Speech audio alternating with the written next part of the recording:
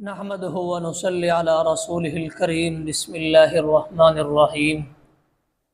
غزوات۔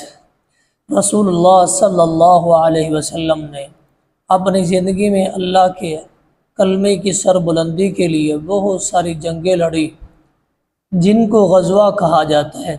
آپ صلی اللہ علیہ وسلم کے مشہور غزوات یہ ہیں۔ نمبر 1، غزوہ بدر۔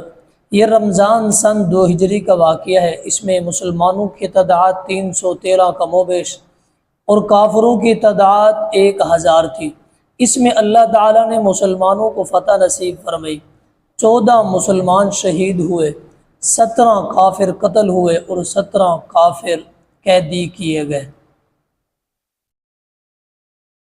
نمبر 2، غزوہ احد۔ یہ شوال سن 3 ہجری کا واقعہ ہے۔ اس میں مسلمانوں کی تعداد 650 تھی اور کافروں کی تعداد 3000 تھی۔ اس جنگ میں مسلمانوں کا سخت نقصان ہوا، 40 زخمی اور 70 شہید ہوئے، مگر دشمن مرعوب ہو کر ناکام ہوا۔ اس کے 30 آدمی قتل کیے گئے۔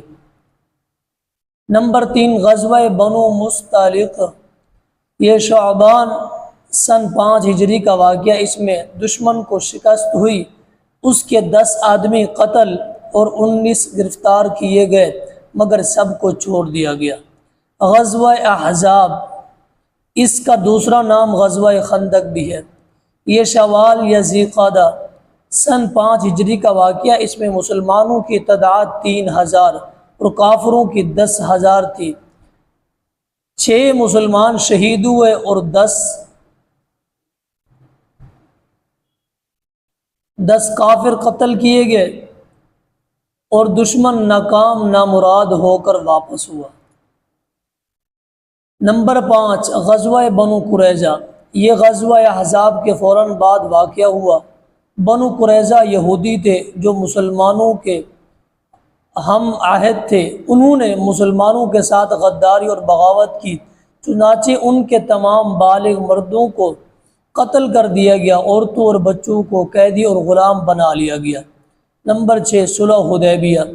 یہ ذی-قعدہ سن 6 ہجری کا واقعہ ہے۔ نبی اکرم صلی اللہ علیہ وسلم اپنے ساتھ 1400 صحابہ کو لے کے عمرہ کی غرض سے نکلے تھے، لیکن قریش نے عمرہ سے روک دی۔ آپ صلی اللہ علیہ وسلم نے صلح کی پیشکش کی تو قریش نے اپنی خواہش کی شرطوں کے مطابق اسے قبول کر لیا۔ نبی اکرم صلی اللہ علیہ وسلم نے بھی اسے منظور کر لیا، کیونکہ اس سے امن قائم ہوا اور ہر ایک کے لیے اسلام کو سمجھنے کی راہ آسان ہو گئی۔ آپ صلی اللہ علیہ وسلم عمرہ کیے بغیر مدینہ واپس تشریف لے آئے۔ نمبر 7، غزوہ خیبر۔ یہ محرم سن 7 ہجری کا واقعہ۔ اس میں مسلمانوں کی تعداد 1400 اور دشمن یہودیوں کی تعداد 10,000 تھی۔ 50 مسلمان زخمی اور 18 شہید ہوئے اور 93 یہودی قتل کیے گئے اور مسلمانوں کو فتح نصیب ہوئی۔ نمبر 8، فتح مکہ۔ یہ رمضان المبارک سن 8 ہجری کا واقعہ۔ اس میں نبی اکرم صلی اللہ علیہ وسلم کے ساتھ 10,000 اصحاب کا لشکر تھا، 12 کافر قتل اور 2 مسلمان شہید ہوئے اور فتح مکہ ہو گیا۔ غزوہ حنین۔ یہ شوال سن 8 ہجری کا واقعہ۔ اس میں نبی اکرم صلی اللہ علیہ وسلم کے ساتھ 12,000 کا لشکر شاہ، 71 کافر قتل اور 6 مسلمان شہید ہوئے اور 6000 قیدی بنائے گئے، مگر سب کو بلا معاوضہ چھوڑ دیا گیا۔ نمبر 10، غزوہ تبوک۔ یہ رجب سن 9 ہجری کا واقعہ ہے۔ اس میں پیارے نبی کریم صلی اللہ علیہ وسلم کے ساتھ 30,000 کا لشکر تھا۔ رومی مرعوب ہو کر مقابلے پر نہیں آئے۔